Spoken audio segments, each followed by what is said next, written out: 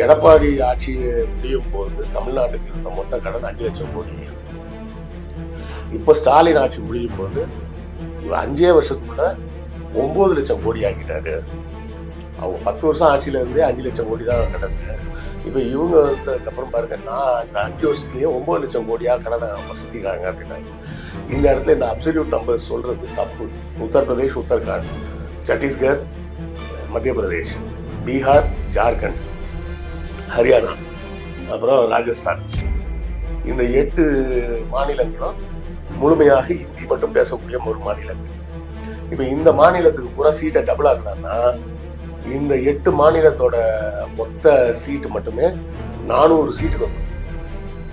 மத்திய அரசு இது வந்து பாஜகவோட பிரச்சனையோ இல்ல பாஜகவுக்கும் திமுகவுக்கும் உள்ள பிரச்சனை. திமுக தான் இந்த போராட்டத்தை முதல்ல முன்னெடுத்தாங்க. அப்படின்றதுனால திமுகவுக்கும் பாஜகவுக்கும் உள்ள பிரச்சனை கிடையாது. நாளைக்கு காங்கிரஸ் ஆட்சிக்கு வந்தாலும் அவங்களுக்கும் இதே தான் கணக்கு. அப்ப இவன் வேலை வெட்டிக்கும் போக மாட்டான், உருப்படவும் மாட்டான். ஆனா என்ன இந்த நாட்டுல என்ன முடிவு எடுக்கணும்ன்றது பூரா அவங்க மட்டும்தான் முடிவு பண்ணுவாங்கன்ற இடத்துக்கு போச்சுன்னா நாடு எப்படி நாசமா போகும்? இது நாட்டுக்கே பிரச்சனை, நாட்டோட வளர்ச்சிக்கே பிரச்சனை. மாநிலத்தில் சுயாட்சி, மத்தியில் கூட்டாட்சின்னு நம்ம சொல்லிட்டு இருக்கோம். ஆனா அவங்க சென்ட்ரல் கவர்மெண்ட்ல சொல்றது என்னன்னா மாத்தி சொல்லிட்டு இருக்காங்க. மாநிலத்தில் கூட்டாட்சி பண்ணுவோம், மத்தியில நாங்க தனியாட்சி வச்சுக்கிறோம். அப்ப மொத்தமா ஒரு நாடு ஒரே நாடு, ஒரே தேர்தல், ஒரே சட்டம் அப்படின்லாம் சொல்லிட்டு இருந்தா பைத்தியகாரத்தனம் அப்படிங்கிறது தான் விஷயம். அந்த பைத்தியகாரத்தனத்தை என்போஸ் பண்றதுக்கு தான் அவங்க இந்த சீட்டை இன்க்ரீஸ் பண்றதுக்கு ட்ரை பண்ணாங்க.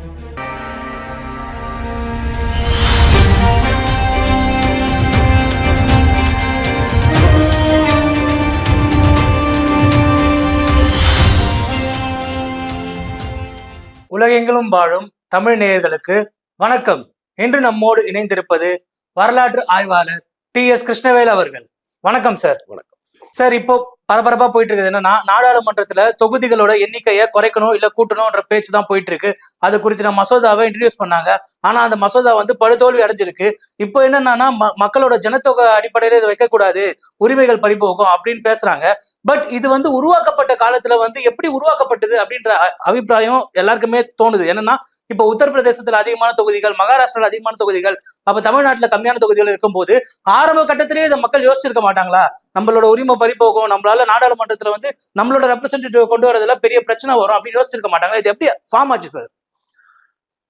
முதல்ல நமக்கு பாராளுமன்றம்னு ஒன்று உருவாக்கி கான்ஸ்டியூஷன் எல்லாம் ரெடி பண்ணும்போது இந்த தொகுதிகளை முதல்ல உருவாக்குறாங்க. இந்த மாநிலங்களுக்கு எந்த மக்கள் தொகை இருக்கோ அந்த மக்கள் தொகைக்கு ஏற்ப நாடாளுமன்ற உறுப்பினர்கள் அப்படின்னு உருவாக்குறாங்க. அப்படி உருவாக்கும் போது இந்த மொழிவாரி மாநிலங்கள் அப்படின்றது கிடையாது. 1950 இந்த எம்பிக்களோட எண்ணிக்கை எத்தனைன்னு அவங்க ஃபைனல் பண்ணும்போது மொழிவாரி மாநிலங்கள் கிடையாது. மொழிவாரி மாநிலங்கள் 1952 தான் பிரிக்கிறாங்க. சரியா?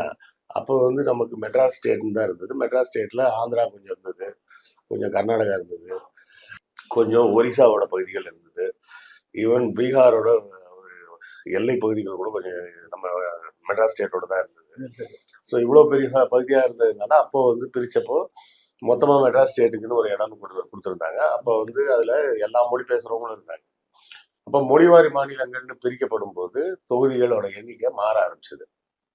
அப்போ இந்த தொகுதி மறுசீரமைப்பு அப்படிங்கிறது ஒவ்வொரு 10 வருஷத்துக்கு ஒரு தடவை மக்கள் தொகை கணக்கெடுப்பு எடுக்கும்போது அந்த மக்கள் தொகை கணக்கெடுப்புக்கு சமமாக தொகுதிகள் உருவாக்கணும் அப்படின்னு பிளான் பண்றாங்க. அப்படி பிளான் பண்ணி தான் ஒவ்வொரு வாட்டியும் ஒவ்வொரு 10 ஆண்டுக்கும் பண்ணணும்னு சொல்றாங்க. அது 61 மட்டும் தான் பண்ணாங்க. அதுக்கப்புறம் 71 வரும்போது இந்திரா காந்தி என்ன சொல்லிட்டாங்கன்னா, மக்கள் தொகை வந்து எல்லா மாநிலங்கள்லயும் ஒரே சீராக இல்லை, ஒவ்வொரு இடத்துலயும் ஒவ்வொரு மாதிரி இருக்கு. அதனால இந்த கணக்கெடுப்பை ஒரு 25 வருஷம் தள்ளி வச்சிருவோம் அப்படின்னு சொல்லிடுறாங்க. இது 1971. அதன் பிறகு பார்த்தீங்கன்னா 2001 வந்து வாஜ்பாய் வருவார். அப்போ அவரும் என்ன சொல்றாருன்னா, இன்னும் வந்து மக்கள் தொகையை வந்து ஒரே சீராக எல்லா பக்கமும் இல்லை, அதனால இன்னும் ஒரு 25 வருஷம் தள்ளி வச்சிருவோம் அப்படின்னு சொல்றாரு. அந்த 2வது 25 வருஷம் முடிஞ்சதுதான் இப்போ 2026 முடியுது. இப்போ வந்து மக்கள் தொகைக்கு ஏற்ப ஒதுக்கணும்னு சொல்றாங்க. நேரடியாக பார்த்தா சரியா இருக்கிற மாதிரி தான் தோணும். அதில் வந்து சில பேர் வந்து என்ன பண்ணுவாங்கன்னா, ஆஹ், எந்த இடத்துல பர்சன்டேஜ் பேசணுமோ அந்த இடத்துல பர்சன்டேஜ் பேச மாட்டாங்க, நம்பர் பேசுவாங்க. எந்த இடத்துல நம்பர் பேசணுமோ அந்த இடத்துல அதை வந்து அப்சல்யூட் நம்பர்ஸ்ன்னு சொல்லுவாங்க. இந்த அப்சல்யூட் நம்பர்ஸை எங்க பேசணுமோ அங்க வந்து பர்சன்டேஜ் பேசுவாங்க. இது வந்து மக்களை குழப்புறதுக்கும் ஏமாத்துறதுக்கும் பயன்படக்கூடிய ஒரு டெக்னிக். இப்போ உதாரணத்துக்கு பார்த்தீங்கன்னா சொல்லும்போது எப்படி சொல்லுவாங்கன்னா, எடப்பாடி ஆட்சி முடியும் போது தமிழ்நாட்டுக்கு இருந்த மொத்த கடன் 5,00,000 கோடி.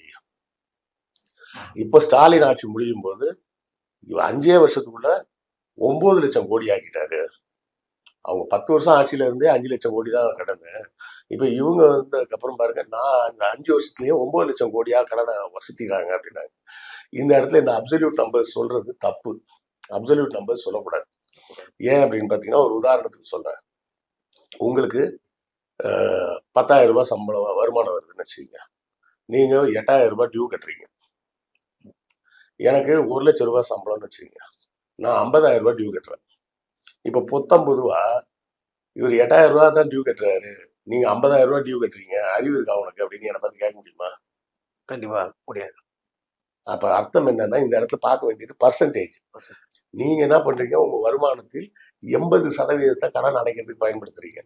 நான் என்னுடைய வருமானத்தில் 50% தான் கடன் அடைக்க பயன்படுத்துறேன்.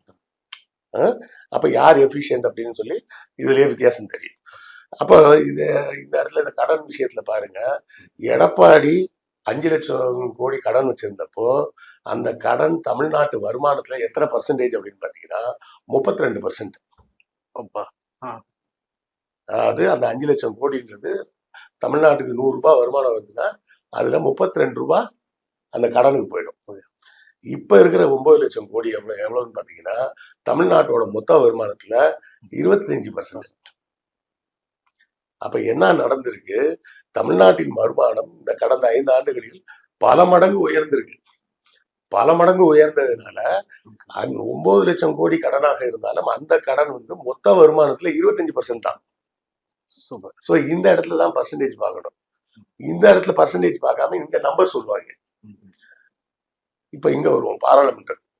அங்க என்ன சொல்றாங்க, எல்லா ஸ்டேட்டுக்கும் 50% நாங்க ஏத்த போறோம் சீட்டு அப்படின்னு சொல்றாங்க. இந்த இடத்துல பர்சன்டேஜ்னு சொல்றது தப்பு. இங்க நம்பர் தான் சொல்லணும். ஏன் நம்பர் சொல்லணும் அப்படின்னு பார்த்தோம்னா, பீகாருக்கு 1971 இருந்த ஜனத்தொகை எவ்வளவுன்னு பாத்தீங்கன்னா 4.4 கோடி. தமிழ்நாட்டுல அதே 1971 எவ்வளவு மக்கள் தொகை அப்படின்னு பாத்தீங்கன்னா 4.1 கோடி. 4 கோடியே 10 லட்சம் பேர். அந்த கணக்குல அப்ப வந்து நமக்கு 39 சீட்டும் பீகாருக்கு 40 சீட்டும் கொடுத்தாங்க. இன்னைக்கு நம்மளோட மக்கள் தொகை எவ்வளவுன்னா 7,4 கோடி 2026 அப்ராக்சிமேட்டா. பீகார்ல எவ்வளவு 13 கோடி. அப்படியே டபுள். சரியா? இப்போ சரிங்க சார், உங்களுக்கு டபுள் வரும்போது அவங்களுக்கும் டபுள் தானே அப்படின்னா எப்படி வரும் அப்படின்னு பாருங்க. இப்போ உத்தரப்பிரதேசல இப்ப இருக்கிற எம்பி வந்து 80 பேர். தமிழ்நாட்டுல எவ்வளவு பேர் இருக்காங்க? 39. இது 40 ரவுண்டா வச்சுக்கீங்க. 2 பேருக்குமே டபுள் கொடுக்குறாங்கன்னா 40 வந்து 60 ஆகும், 80 வந்து 160 ஆகும். புரியுது. இல்ல 50% கொடுக்குறாங்கன்னு வச்சுக்கினா கூட 50% இன்க்ரீஸ் சொன்னா கூட 120 பேர் ஆயிடும். இப்ப என்ன ஆகுது யோசிச்சு பாருங்க. இன்னைக்கு தேதிக்கு நமக்கும் உத்தரப்பிரதேசத்துக்கும் உள்ள டிஃபரன்ஸ் எவ்வளவு? 40 சீட்டு. இது 50% இன்க்ரீஸ் பண்ணதுக்கு அப்புறம் நமக்கும் உத்தரப்பிரதேசத்துக்கும் உள்ள கேப் எவ்வளவு? 60 சீட்டு. அதே 40 சீட் இல்ல. புரியுதுங்களா? அதே 40 சீட்டா இருந்ததுன்னா சரிதான் அப்படின்னு சொல்லலாம். அந்த 40 சீட்டுக்கு வர வைக்க முடியாது. புரியுதா? அதாவது இப்படி புரிஞ்சுக்கீங்க.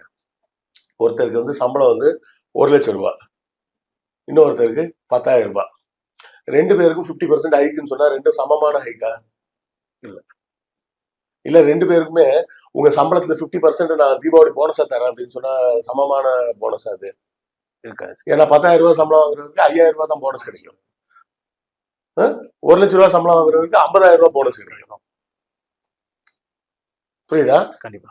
அப்போ எந்த இடத்துல பர்சன்டேஜ்னு சொல்றதோ, எந்த இடத்துல அப்சல்யூட் நம்பர். இந்த அப்சல்யூட் நம்பரை வந்து சொல்லாம இங்க அப்சல்யூட் நம்பர் சொல்ல வேண்டிய இடம். புரியுதா? இப்போ ஒரு கூட்டு குடும்பம் இருக்குன்னு வச்சுக்கோங்க. கூட்டு குடும்பமா எல்லாரும் ஒண்ணா இருக்காங்க. ஒரு அப்பா இருக்காரு, ஒரு 5 பசங்க இருக்காங்க. பெரிய பையன் ஒரு டாக்டரா இருக்காருன்னு வச்சுக்கோங்க. சின்ன பையன் ஒரு இன்ஜினியர். இவங்க 2 பேரும் மாசம் ஒரு 1,50,000 லட்சம் சம்பாதிக்கிறவங்க. 3வது பையன் ஒரு சாஃப்ட்வேர்ல இருக்கான். 4வது பையன் ஒரு சூப்பர் மார்க்கெட் வச்சிருக்கான் அப்படின்னு வச்சுக்கோங்க. இவங்கெல்லாம் வந்து இவங்க 2 பேரும் மாசம் ஆவரேஜா ஒரு 1,00,000 சம்பாதிக்கிறாங்க. கடைசி பையன் ஒரு தண்டம், வேலைக்கே போல. அவனுக்கு அவன் பொண்டாட்டி மட்டும் ஏதோ ஒரு வேலைக்கு போறாங்க, மாசம் 10,000 ரூபாய் வருது. இப்ப அந்த வீட்டுல இருக்க அப்பா என்ன சொல்றாருன்னா, நம்ம எல்லாம் ஒரே கூட்டு குடும்பம், உங்க ஃபேமிலியில வர்ற எல்லா வருமானத்தையும் அப்படியே கொண்டாந்து என்கிட்ட கொடுத்துடணும். நான் உங்களுக்கு எல்லாருக்கும் வீட்டு செலவுக்கு உங்க வீட்டுல எத்தனை பேர் இருக்காங்களோ அவங்க அந்த அளவுக்கு நான் சமமா பிரிச்சு கொடுப்பேன். இப்ப இந்த டாக்டருக்கு பிள்ளைங்க இல்லை, இன்ஜினியருக்கு ஒரு பையன் இருக்கான், சூப்பர் மார்க்கெட்டுக்காரருக்கு 2 பிள்ளைங்க இருக்கு, இந்த இன்னொருத்தருக்கு வந்து ஒரு 2 பிள்ளைங்க இருக்குன்னு வச்சுக்கோங்க. இந்த வேலை வெட்டிக்கு போகாம இருந்தாங்க, அவன் 8 பிள்ளை பெற்று வச்சிருக்கான். அப்ப என்ன நடக்கும்? ஒரு ஆளுக்கு மாசம் 10,000 ரூபாய் அப்படின்னு கணக்கு போட்டு நான் தருவேன்னு அப்ப அவங்க அப்பா சொல்லுவாரு. இவர் 2 லட்சம் ரூபாய் கொடுத்துட்டு 20,000 ரூபாய் வாங்குவாரு டாக்டர். இன்ஜினியர் 20,000 ரூபாய் தான் வாங்குவாங்க. ஒரு பையன் இருக்கான், 30,000 ரூபாய் கொடுப்பாங்க. இவன் 10,000 ரூபாய் கொடுத்துட்டு 1,00,000 ரூபாய் அப்பாட்ட இருந்து வாங்கிப்பான். ஏன்னா எனக்கு 8 பிள்ளைங்க இருக்கு, பொண்டாட்டி நானும் சேர்த்து 10 பேரு, மொத்தம் 80,000 கொடுன்னு வாங்கிப்பான். இதுதான் உத்தரப்பிரதேசத்துல நடக்குது. கூட்டு குடும்பம், நம்ம எல்லாம் ஒரே இந்தியா ஒரே நாடுன்னு சொல்லிட்டு என்ன பண்ணிட்டு இருக்கோம்? நாம 1 ரூபாய் வரி கொடுத்தா நமக்கு 28 பைசா வருது, அவன் 1 ரூபாய் கொடுத்தா அவனுக்கு 4 ரூபாய் திருப்பி வருது. இப்ப இந்த 4 ரூபாய் வர்றதையும் இன்னும் ஸ்ட்ரென்தன் பண்றதுக்கு தான் நாடாளுமன்ற சீட்டை அதிகரிக்கிறாங்க. நம்ம இந்திய அரசியலமைப்பு சட்டம் சொல்றது என்னன்னா, ஒரு ஓட்டு ஒரு மனிதன் அப்படின்னு சொல்லுது. எல்லாரோட ஓட்டும் சமம் தான். அத்வானியா இருந்தாலும் சரி, அதானியா இருந்தாலும் சரி, அம்பானியா இருந்தாலும் சரி, அவரு போடுறது ஒரு ஓட்டு தான், நான் போடுறதும் ஒரு ஓட்டு தான், ரெண்டும் சமம் அப்படிங்கிறது தான் கான்ஸ்டிடியூஷனல் ஈக்குவாலிட்டி. சரியா? இப்ப என்ன பண்ண போறாங்க? உத்தரப்பிரதேஷ், உத்தரகாண்ட், சத்தீஸ்கர், மத்திய பிரதேஷ், பீகார், ஜார்க்கண்ட், ஹரியானா, அப்புறம் ராஜஸ்தான், இந்த 8 மாநிலங்களும் முழுமையாக ஹிந்தி மட்டும் பேசக்கூடிய ஒரு மாநிலங்கள். இப்ப இந்த மாநிலத்துக்கு பூரா சீட்டை டபுள் ஆக்கணும்னா இந்த 8 மாநிலத்தோட மொத்த சீட்டு மட்டுமே 400 சீட்டுக்கு வந்துடும். 400 சீட்டுக்கிட்ட இந்த 8 மாநிலத்திலே வந்துடும். மிச்சம் இருக்கிற மாநிலங்கள்ல எல்லாம் சேர்த்து இன்னொரு 400 சீட்டு வரும். அப்ப என்ன நடக்கும்? மத்திய அரசு, இது வந்து பாஜகவோட பிரச்சனையோ இல்ல பாஜகவுக்கும் திமுகவுக்கும் உள்ள பிரச்சனை. திமுக தான் இந்த போராட்டத்தை முதல்ல முன்னெடுத்தாங்க. அப்படின்றதுனால திமுகவுக்கும் பாஜகவுக்கும் உள்ள பிரச்சனை கிடையாது. நாளைக்கு காங்கிரஸ் ஆட்சிக்கு வந்தாலும் அவங்களுக்கும் இதே தான் கணக்கு. அவங்கள பொறுத்தவரை இந்த 8 மாநிலங்களை மட்டும், இப்பதான் அது 8 மாநிலங்கள், முன்னாடி அது வெறும் 5 மாநிலமா தான் இருந்தது. அப்ப சத்தீஸ்கர் கிடையாது, ஜார்க்கண்ட் கிடையாது, உத்தரகாண்டும் கிடையாது, எல்லாமே அது யூபிலே இருந்தது, இது பீகார் கூடவே இருந்தது, இன்னொன்னு எம்பி கூடவே தான் இருந்தது. இப்பதான் பிரிச்சு விட்டுருக்காங்க. மற்றபடி இந்த 5 ஹிந்தி பேசக்கூடிய மெயின் மாநிலங்களை மட்டும் கான்சென்ட்ரேட் பண்ணி தேர்தலில் வேலை பார்த்தா 400 சீட்டு ஈஸியா ஜெயிச்சிடலாம், ஆளுங்கட்சியா மாறிடலாம். அப்ப என்ன நடக்குது? மற்ற எந்த மாநிலத்தை சேர்ந்த எம்பிக்கும் எந்த மரியாதையும் கிடையாது. ஏன்னா அவங்க எந்த தீர்மானம் கொண்டதாலும் இந்த பெரும்பான்மையான ஹிந்தி பெல்ட்ல இருந்து அது தோக்கடிச்சிருவாங்க. நீங்க எந்த உரிமைகளும் கேட்க முடியாது. உங்களுக்கு இவ்வளவுதான் தருவோம் அப்படின்னா வாங்கிக்க வேண்டியதான். டாக்டர் 1,00,000 ரூபாய் சம்பளம் வாங்கி கொடுத்துட்டு 20,000 ரூபாய் திருப்பி வாங்க இடத்துல அதை அவரால் கேட்க கூட முடியாதுன்ற இடத்துக்கு கொண்டு போறாங்க. புரியுதா? இப்படி இவ்வளவுதான் பணம் கொடுக்கணும்ன்ற முடிவை இந்த எல்லாரும் சேர்ந்து ஓட்டு போட்டுதான் முடிவு பண்ணணும்னு சொன்னா என்ன ஆகும்? கண்டிப்பா இந்த வேலை வெட்டிக்கு போகாத கடைசி பையன் வீட்டுல 8 ஓட்டு விழும். மிச்சம் எல்லா ஓட்டும் சேர்த்தா கூட அதுக்கு சமமா இருக்காது. அப்ப இவன் வேலை வெட்டிக்கும் போக மாட்டான், உருப்படவும் மாட்டான். ஆனா என்ன, இந்த நாட்டுல என்ன முடிவு எடுக்கணும்ன்றது பூரா அவங்க மட்டும்தான் முடிவு பண்ணுவாங்கன்ற இடத்துக்கு போச்சுன்னா நாடு எப்படி நாசமா போகும்? இது நாட்டுக்கே பிரச்சனை, நாட்டோட வளர்ச்சிக்கே பிரச்சனை. இப்ப வரக்கூடிய எல்லா ஆட்சியும் என்ன பண்ணும்? இந்த ஹிந்தி பேச மாநிலங்களுக்கு தேவையான வசதிகளை மட்டும் செஞ்சு கொடுத்துக்கிட்டே இருந்தா போதும், நாம ஜெயிச்சுக்கிட்டே இருக்கலாம். அரசியலை பொறுத்தவரை எலெக்ஷன்னா ஜெயிக்கணும், அதுதான் முக்கியம். அதுல ஒரு தப்பும் கிடையாது. ஆனா கிரவுண்ட நீங்க அப்படி மாத்திட்டீங்கன்னா, இப்ப கிரிக்கெட் விளையாடுறாங்கன்னா என்ன பண்ணும், 2 டீம்லயும் 11 பேர் இருக்கும், இல்ல அந்த டீம்ல 15 பேரு, இல்ல இந்த டீம்ல 20 பேரு. இவங்க ஸ்டேட்ல வந்து பாப்புலேஷன் ரொம்ப கம்மியா இருக்கு, அதனால இவங்களுக்கு 5 பிளேயர் போதும் அப்படின்னு வச்சு கேம் நடத்த முடியுமா? புரியுது. இப்போ யூபில இருந்து ஒரு டீம் வருது, தமிழ்நாட்டுல இருந்து ஒரு டீம் வருது. யூபில வந்து மக்கள் தொகை ஜாஸ்தி, அதனால அங்க 25 பேர் வச்சுக்கலாம். தமிழ்நாட்டுல மக்கள் தொகை கம்மி, அதனால 5 பிளேயர் வச்சுட்டு விளையாடுங்கன்னு சொன்னா விளையாட முடியுமா? இதேதான் பார்லிமெண்ட்லயும். இன்னும் சொல்ல போனால் பார்லிமெண்ட்ல இப்ப இருக்கக்கூடிய சிஸ்டமே தப்பு. மாநிலங்களவையில வந்து பாப்புலேஷனை பொறுத்து தான் எம்பி இருக்காங்க. அதுதான் சார் கேட்க வந்து இப்ப என்னன்னா ஒரு சில ஸ்டேட்ஸ்லாம் பாத்தீங்கன்னா ஒரு எம்பி சீட்டு 2 எம்பி சீட்டு அது மாதிரிலாம் இருக்கு. இப்ப அது மாதிரி இருக்கும்போது இயற்கையாவே அந்த மக்களுக்கே தெரிய வரும் இல்லையா, நம்மளுக்கு வந்து ரொம்ப கம்மியான ரெப்ரசன்டேட்டிவ்ஸ் இருக்காங்க. இப்ப பாத்தீங்கன்னா மணிப்பூர்ல இருக்கிற கலவரம் பாத்தீங்கன்னா வெளியிலே வரமாட்டேங்குது, அந்த கலவரம் நடந்துகிட்டே இருக்கு, அது இன்னமும் நடந்துகிட்டே தான் இருக்கு 6 மாசத்துக்கு மேல. அதே ஒரு முடிவு கொண்டு வரல, ஒருவேளை ரெப்ரசன்டேட்டிவ்ஸ் அதிகமா இருந்தா அதுக்கு ஒரு அதிகமான கவனம் கொடுத்துருப்பாங்களோ, அது மாதிரி போகுது.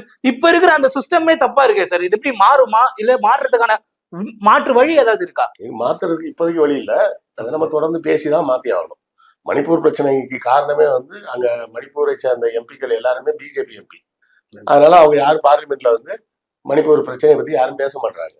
இல்ல பிஜேபிக்கு ஆதரவான நிலையில இருக்கிறதுனால அவங்க யாரும் பேசுறது இல்லை. இப்போ கோவாலாம் பாத்தீங்கன்னா ஒரே ஒரு எம்பி, பாண்டிச்சேரி எடுத்தீங்கன்னா ஒரே ஒரு எம்பி, அந்தமான் நிக்கோபார்ல எடுத்தீங்கன்னா ஒரே ஒரு எம்பி. அதனாலதான் அங்க எந்த வளர்ச்சி திட்டங்களும் வர்றது கிடையாது. ஏன்னா அங்க தேவையான அளவுக்கு ஒரு பார்ட்டிசிபேஷன் இருந்தாதான் அவங்க போய் பேச முடியும். கரெக்டா? அப்போ நமக்கு மாநிலங்களவையே தப்பா இருக்கும்போது மக்களவை இன்னும் தப்பா இருக்கு. இன்னும் தப்பா மாத்துறதுக்கு அவங்க ட்ரை பண்றாங்க. மாநிலங்களவைன்னு ஒண்ணு இருந்து மற்ற நாடுகள்ல எல்லாம் எப்படி இருக்கும்னா ஒவ்வொரு மாநிலத்துக்கும் 2 ரெப்ரஸன்டேட்டிவ், அவ்வளவுதான். நம்ம கிட்ட அப்படி கிடையாது. உத்தரப்பிரதேசுக்கு அதிகமான எம்பிக்கள் இருக்காங்க, அதாவது ராஜ்யசபான்னு சொல்றோம்ல, அந்த மாநிலங்களவையில அவங்க அங்கேயும் பாத்தீங்கன்னா யூபிக்காரன் ராஜஸ்தான்காரன் தான் நிறைய இருக்காங்க. தமிழ்நாடு மற்ற தென் மாவட்டங்கள் மாநிலங்கள் வந்து கம்மியா தான் இருக்கு. அதை இன்னும் பெருசாக்க போறாங்க, அந்த டிவைடு வந்து பெருசாகும். அப்ப நம்மளுடைய குரல் எந்த இடத்துலயும் கேட்காது, நாம என்ன பேசினாலும் பார்லிமெண்ட்ல ஒலிக்கவும் செய்யாது. அதன் மூலமாக பார்லிமெண்ட்ல நம்ம மாநிலத்துக்கு தேவையான எந்த விதமான நன்மைகளையும் நம்ம செய்ய முடியாது. சார் இப்போ இப்படி போகுது. இந்த வாட்டி வந்து இதுக்கு முன்னாடி பெரும்பான்மை இருந்தது, அதனால எல்லா மசோதாவையும் கொண்டு வந்துட்டாங்க. இப்ப 2012க்கு அப்புறம் முதல் தடவையா அந்த பெரும்பான்மை இல்லாம இந்த மசோதா வந்து பின்வாங்கப்பட்டிருக்கு அப்படின்ற மாதிரி சொல்றாங்க. இது எப்படி சார், ஒரு ஹெல்த்தியான விஷயமா இல்ல இது வந்து அடுத்து இதுக்கான மாற்றத்தை திருப்பி இந்த டீலிமிட்டேஷனை கொண்டு வருவாங்களா? என்ன மாதிரி மைண்ட் செட் கொண்டு வந்தா இதுல ஏதாவது மாற்றத்தோட கொண்டு வர வாய்ப்பு இருக்கா? இதைத்தான் வந்து நாம பல காலமா சொல்லிட்டு இருக்கிறது என்னன்னா மத்தியில் கூட்டாட்சி அப்படின்னு. மாநிலத்தில் சுயாட்சி, மத்தியில் கூட்டாட்சின்னு நம்ம சொல்லிட்டு இருக்கிறோம். ஆனா அவங்க சென்ட்ரல் கவர்மெண்ட்ல சொல்றது என்னன்னா மாத்தி சொல்லிட்டு இருக்காங்க. மாநிலத்தில் கூட்டாட்சி பண்ணுவோம், மத்தியில நாங்க தனி ஆட்சி வச்சுக்கிறோம்னு. அதாவது இப்போ ஒரு ஏரியால இருக்கு, அந்த ஏரியால தண்ணி வரல அப்படின்லாம் ஒரு பிரச்சனை இருக்குன்னா அதெல்லாம் யாரு பாத்துக்கணும்? அந்த மாநிலம் பாத்துக்கணும். சரியா? ஆனா என்ன பண்றாங்கன்னா ஜல் போர்டுன்னு ஒண்ணு வச்சிருக்காங்க. அங்க பர்மிஷன் வாங்கினாதான் நீங்க தண்ணி கனெக்ஷனுக்கு வேலை செய்ய முடியும். இப்ப தென்காசி பக்கத்துல வாசுதேவநல்லூர்னு ஒரு ஏரியா இருக்கு, அங்க ரொம்ப காலமா கூட்டு குடிநீர் திட்டம் வேணும்னு கேட்டுக்கிட்டு இருக்காங்க. அதுக்கு தேவையான இடத்த அக்யூர் பண்றதுக்கு ஜல் போர்டுல இன்னும் பர்மிஷன் கொடுக்காம இருக்கான். வாசுதேவநல்லூர்ல தண்ணி வர்றதுக்கு டெல்லியில போய் ஏன் கையெழுத்து வாங்கணும்? புரியுதுங்களா? வாசுதேவநல்லூர் எங்க இருக்கு? தென்காசி பக்கத்துல இருக்கு. அங்க தண்ணி வசதி கொடுக்கறதுக்கு எதுக்காக டெல்லியில போய் அப்ரூவல் வாங்கணும்? டெல்லிக்காரனுக்கு வாசுதேவநல்லூர் எங்க இருக்குன்னு தெரியுமா? எங்க இருக்குன்னு கூட தெரியாது. அப்போ நம்ம அந்த மாநிலத்தில் சுயாட்சின்னு சொல்றது காரணம் என்னன்னா இதுக்கெல்லாம் நான் உன்ட்ட வந்து கேட்டுட்டு இருக்கணும்னு அவசியம் கிடையாது. ஒரு இடத்துல ரோடு போடணும், என் ஸ்கூல்ல பிள்ளைங்க படிக்கணும், அந்த பிள்ளைங்க என்ன பாடம் படிக்கணும், இதெல்லாம் நான் தான் முடிவு பண்ணணும். கரெக்டா? கரெக்டா தான். இப்படி புரிஞ்சுங்க. ஒரு ஃபேமிலி வச்சே புரிஞ்சுங்க. ஒரு அப்பா இருக்காரு, ஒரு 4 பிள்ளைங்க இருக்காங்க. சொந்த வீடுன்னு ஒண்ணு இருக்கு அவங்களுக்கு. அந்த வீட்டை ரிப்பேர் பண்ணணும்னா இந்த 4 பிள்ளைங்கள்ட்டையும் கேட்டுட்டு ரிப்பேர் பண்ணணும்னு சொல்றது கரெக்டா இருக்குமா? இல்ல இந்த 4 பேரோட வீட்டுல இருக்க பிள்ளைங்க எல்லாம் எந்த ஸ்கூல்ல போய் படிக்கணும்ன்றத அந்த அப்பா தான் சொல்லுவாருன்றது கரெக்டா இருக்குமா? இல்ல, இருக்காது. இதை இப்படி புரிஞ்சுக்கிட்டீங்கன்னா புரியும். ஃபேமிலி சர்க்கிள்ல யோசிச்சு பாருங்க. 4 பிள்ளைங்க இருக்காங்க. ஒருத்தர் வந்து என் பிள்ளைய கொண்டு போய் நான் அந்த ஸ்கூல்ல சேர்ப்பேன் பாரு, இன்னொருத்தர் இன்னொரு ஸ்கூல்ல சேர்ப்பேன்னு சொல்லுவாரு, ஒருத்தர் சிபிஎஸ்ல சேர்ப்பேன்னு சொல்லுவாரு, ஒருத்தர் நான் ஸ்டேட் போர்ட்ல கவர்மெண்ட் ஸ்கூல்ல சேர்ப்பேன் அப்படின்னு சொல்லுவாரு. இது அவங்கவுங்க அவங்க பிள்ளைங்க எங்க படிக்கணும்னு அவங்க முடிவு எடுப்பாங்க. அதே அங்க அப்பா உட்காந்துட்டு அதெல்லாம் கிடையாது, எல்லாரும் பிள்ளைங்களும் நான் சொல்ற பாடம் தான் படிக்கணும் அப்படின்னு சொல்றாரு. சொன்னா அது சரியா வருமா? அதே நேரத்துல அந்த பழைய வீடு இருக்கு, அதை ரிப்பேர் பண்ணணும்னா அதெல்லாம் நான் உங்கள்கிட்ட எல்லாம் கேட்க மாட்டேன், நானே ரிப்பேர் பண்ணுவேன். ஆனா அதுக்கு உண்டான செலவெல்லாம் நீங்க தான் கொடுக்கணும்னு சொன்னா எப்படி இருக்கும்? ரிப்பேர் அவரே பண்ணிக்கிட்டா, அவர் செலவுல பண்ணிக்கிட்டா பரவாயில்ல, ரிப்பேர் அவர் இஷ்டத்துக்கு பண்ணிப்பாரு. ஆனா அதுக்கு உண்டான செலவை இவங்க எல்லாரும் கொடுக்கணும்னு சொன்னா எப்படி இருக்கும்? அதுதான் இங்க நடக்குது. நாம சொல்றது என்ன சொல்றோம்னா, ஒன்றியத்துல உட்கார்ந்து நாடு முழுக்க விதிக்கப்பட அந்த சட்டங்கள் என்னன்றதை எல்லாரும் பேசி முடிவு பண்ணும். திமுக கேட்டு சொல்லுங்கன்னு நம்ம சொல்ல, காங்கிரஸ் கேட்டு சொல்லுங்கன்னு சொல்லல, எல்லார்த்தையும் கேளுங்க. அப்பதான் இந்த சட்டம் இமாச்சல பிரதேசத்துக்கு சரியா வருமா, இந்த சட்டம் பெங்காலுக்கு சரியா வருமா, இந்த சட்டம் பஞ்சாபுக்கு சரியா வருமா. ஒரு சட்டம் போடுறாங்கன்னு வச்சுக்கோங்க, எல்லாரும் நாட்டுல வந்து இப்படிதான் முடிவெடிக்கணும் அப்படின்னு சொன்னா அது வந்து பஞ்சாப்ல ஒத்து வருமா? முடியாது. கரெக்டா?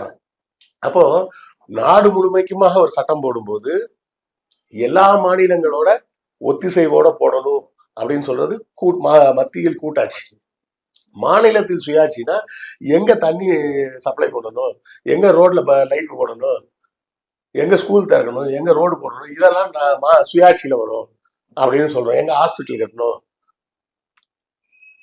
இதை மாத்தி ரிவர்ஸ்ல செய்ய சொல்றாங்க அவங்க. ஜிஎஸ்டி போடணும், நானே போட்டுப்பேன். ஓகே, முதல்ல வரி எங்க இருந்தது? மாநிலத்துலதான் இருந்தது. அப்போ முன்னாடி எல்லாம் பாத்தீங்கன்னா சட்டம் பட்ஜெட் வரும்போது சொல்லுவாங்க, இந்த வருஷம் பருப்புக்கு வந்து வரி விலக்கு கொடுத்துட்டாங்க தமிழ்நாடு அரசு. ஒரு வாட்டி சொன்னாங்க, இந்த வருஷம் மூக்கு கண்ணாடிக்கு வரி விதிப்ப கலைஞர் எடுத்துட்டாரு அப்படின்னு. என்னன்னா மூக்கு கண்ணாடிக்கெல்லாம் ஒரு வரி விதிப்பாங்களா அப்படின்றதே எனக்கு அப்பதான் தெரிஞ்சது. அப்புறம் தான் தெரியுது, அந்த மூக்கு கண்ணாடிக்கு வரி விலக்கு கொடுக்கும்போது ஏழை எளிய மக்கள் அந்த கண்ணாடி பயன்படுத்துறது கொஞ்சம் ஈஸியாகுது, விலை குறையுது. புரியுதா? பணக்காரங்களுக்கு அந்த இதோட வேல்யூ தெரியாது. அது தெரியாம தான் இந்த 1000 ரூபாய்லாம் ஒரு காசா அப்படின்லாம் பேசிட்டு இருக்காங்கல்ல, அந்த 1000 ரூபாயை பயன்படுத்துறவங்களுக்கு தான் அதோட அருமை என்னன்னு தெரியும். புரியுதா? நீங்க நல்லா யோசிச்சு பாருங்க, ரொம்ப ப்ராப்ளத்துல இருக்கீங்க, பணம் ரொம்ப டைட்டு, என்ன பண்றதுன்னு ஒரு ஃப்ரெண்டுக்கு ஃபோன் அடிக்கிறீங்க. ஃபோன் அடிச்சு, மச்சான் ஒரு 1000 ரூபாய் வேணும்டாரு. வாங்கிக்க மச்சான், ஆனால் நான் தாம்பரத்தில் ஒரு வேலையா வந்திருக்கேன், நான் 3 நாள் ஆகும் வர்றதுக்கு, எனக்கு ஜிபேலாம் இல்லை, வேணா எனக்கு கொஞ்சம் நேரில் வரியா அப்படின்னு கேட்டோம்னா, நீங்க கோயம்பேடுல இருந்து கூட தாம்பரம் போவீங்களா போக மாட்டீங்களா? ரொம்ப அர்ஜென்ட்ன்ற பட்சம் நீங்க 1000 ரூபாய் நீங்க மத்தியானம் 2 மணிக்குள்ள வேணும் அப்படின்னா பஸ்ஸை பிடிச்சாது போவீங்களா போக மாட்டீங்களா? நிச்சயமா போகும். அப்போ அந்த 1000 ரூபாய்ன்றதுக்கு அதுக்கு மரியாதை இல்லைன்னு அர்த்தம் கிடையாது. பணம் பணம் தான். அந்த பணம் எந்த நேரத்தில் எந்த சூழ்நிலையில் அப்படிங்கிறது தான் விஷயம். புரியுதா? இதே இது நல்லா செழிப்பா இருக்கீங்க, கையில ஒரு 10,000 ரூபாய் ஜாலியா இருக்குது, நீங்க பாட்டுக்கு ஒரு சினிமாவுக்கு போகலான்னு பிளான் பண்றீங்க.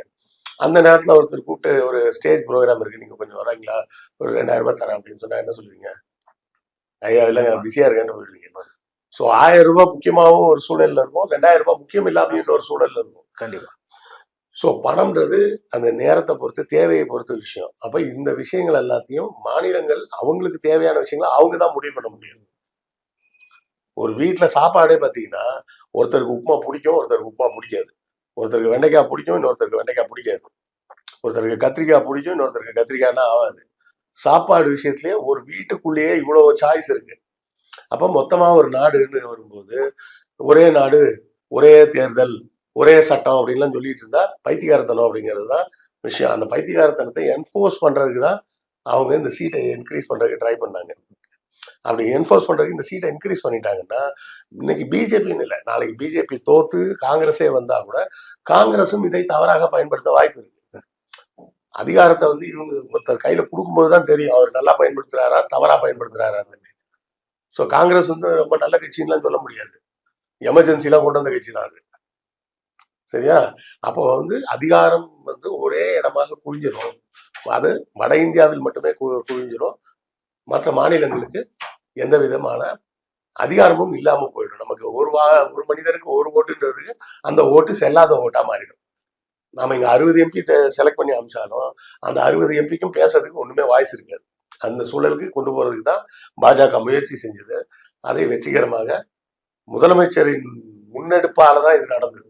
அதனாலதான் வட இந்தியால எல்லாரும் இதை புரிஞ்சுக்கிட்டு பேச ஆரம்பிச்சாங்க. இல்லைன்னா பேசியிருக்க மாட்டாங்க.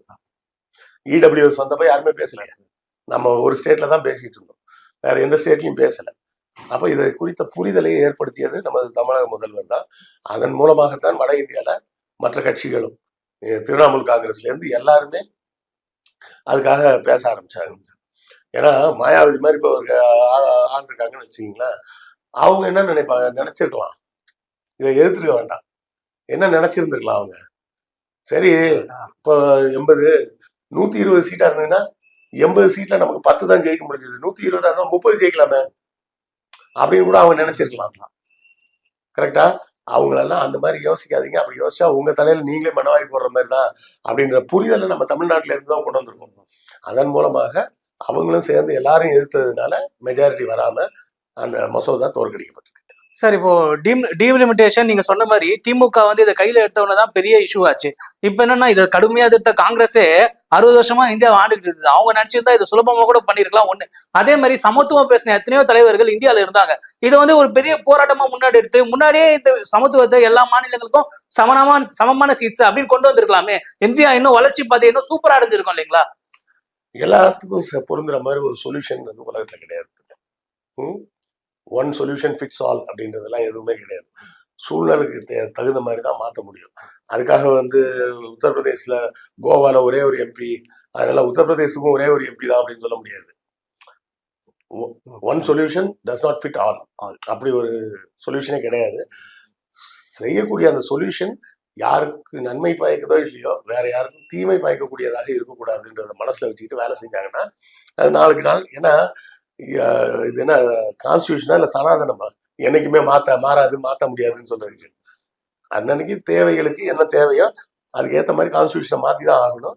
அப்படி மாற்றக்கூடிய மாற்றம் ஒரு சாராருக்கு தீமை பயப்பதாக இருந்துடக்கூடாதுன்றதை மட்டும் கவனத்துல வச்சுக்கிட்டு இருந்தோம்னா வருங்காலத்தில் அந்த மாதிரி எதுவும் நடக்காது. நிச்சயமா சார், இங்க வந்து அமர்ந்து எங்க கூட உங்களோட கருத்துக்கள்லாம் பகிர்ந்ததுக்கு ரொம்ப நன்றி சார். நன்றி.